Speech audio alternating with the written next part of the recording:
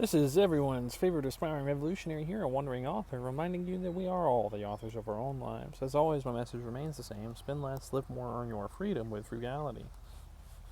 And today we turn to question number 4 in St. Thomas's Summa Theologica, which is on the perfection of God. So, having examined the nature of God's simplicity, we turn our attention to the nature of his perfection next. First, we speak of perfection, then of goodness, as all things that are perfect can be spoken of as good. And in terms of perfection, there are 3 main questions or points of inquiry. 1, whether God is perfect. 2, whether God is perfect universally or it contains the perfection of all things. And 3, whether creatures can be said to be like God. Now, it may not seem like God is perfect because perfect things are completely made, and God is not an object that is made. He already exists. Likewise, God seems to be the first beginning of things, but the start of things seems to be imperfect, similar to how a seed is the beginning of animal or vegetative life, but they do not contain the essence or the perfection of a fully grown tree, like what you see over there. Furthermore, since the essence of God is his existence, he may appear imperfect, as existence itself is imperfect in many ways, or at least that is the appearance of things. However, in Matthew chapter 5, verse 48, it is said, "Be perfect as your heavenly Father is perfect." And in his Metaphysics, Aristotle relates how the Pythagoreans do not base the concept of a best or most perfect on first principles at all. These ancient philosophers only took into consideration material principles, which are imperfect modes of being.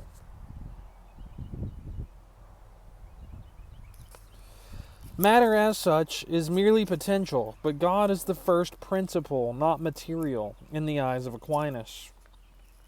If matter is mere potentiality, then an agent must be pure actuality.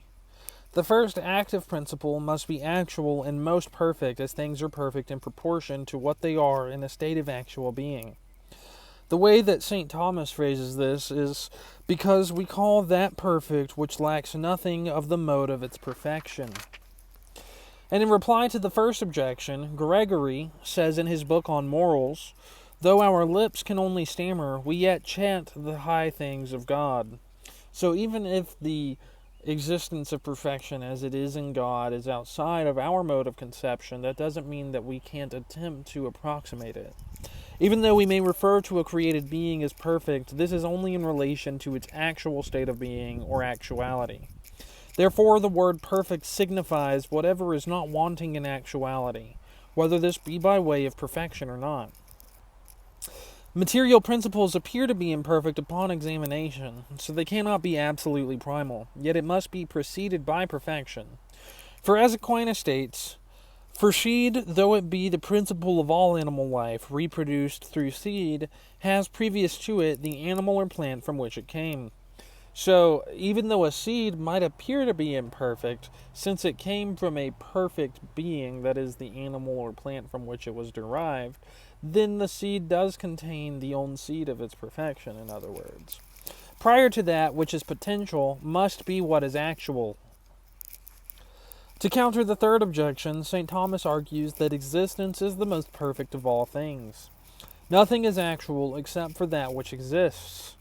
Hence, existence is that which actuates all things, even their forms, as mentioned by St. Thomas. When you talk about the existence of a man, or of anything else for that matter, existence is considered to be the formal principle, and as something received, and is not as that which exists. Moving on to the second article, whether the perfection of all things are in God. Now this is a tricky one, so there are quite a few objections to it, and several objections can be posed, but one of the most poignant is that the perfection of all things are many and diverse. Yet God is simple, as we proved in the previous articles. In addition, opposites may not coexist, and the perfection of all things are opposed to one another. The differences between genera and species, like that is in taxonomic studies, cannot coexist in the same subject, so it may appear that this is also not the case with God. Finally, living things appear more perfect than what exists, and intelligent beings more perfect than what lives. Therefore, life is more perfect than existence. However, God's essence is existence itself, so it may appear that he lacks the perfections of life, knowledge, wisdom, and the like. However, Dionysius says God in his one existence prepossesses all things. So we have a difficulty of scale here. We are looking at the existence of God from the wrong perspective. For St. Thomas, God contains all created perfections and is spoken of as universal perfection because he lacks not any excellence, in the words of Aristotle. We can intuit this from two perspectives. First, whatever perfection exists is in an effect must be derived from its effective cause, or that which caused it. Like when man begets man, if it is a univocal agent, or in an eminent degree as equivocal agents, such as the sun. Whatever is generated by the sun's power is in resemblance of the sun, so the heat is resembling the sun, at least in some way. Since God is the first effective cause of things, meaning he is the cause or of causes, his perfection can be found in all. However, in a still more eminent way, meaning he can be acting from a distance, or without direct contact between things. He is immanent, which is another way to say omnipresent. Dionysius argues the same thing when he said, "It is not that he is this and not that, but that he is all, as the cause of all." Second, God is the very fabric of existence itself, and subsists on himself. Consequently, he must contain within himself the whole perfection of being, as phrased by Aquinas. Now, all created perfections are included in the perfection of being. Things may only be perfect as far as they have being. Dionysius also embraces this perspective when he said, God exists not in any single mode, but embraces all being within himself, absolutely and without limitation uniformly. He is the very existence to subsisting things. The cause of all things should have within himself all things in a type of unity.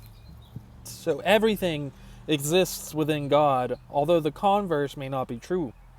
Not all things have God in them. Distinct things may pre-exist within God, although they may be opposed to each other in this reality, in the spatio-temporal reality. This is done without injuring the divine simplicity, because God transcends these very concepts. Existence may be better than non-existence, and life to non-living, as is intelligence to ignorance, if we distinguish them. That is because intelligent things both exist and live, and living things also exist. Thus, God's existence includes in itself life and wisdom, because nothing of the perfection of being can be wanting to him. And finally, we turn our attention to Article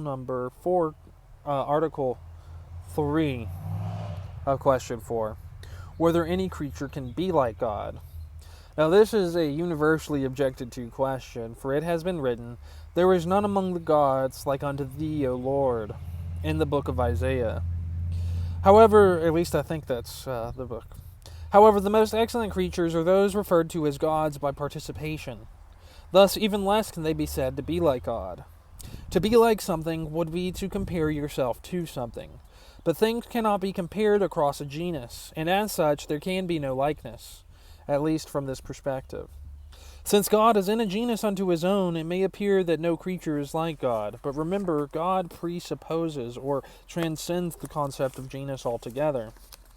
Furthermore, existence and essence differ in all things, except in God, so nothing appears to be like him.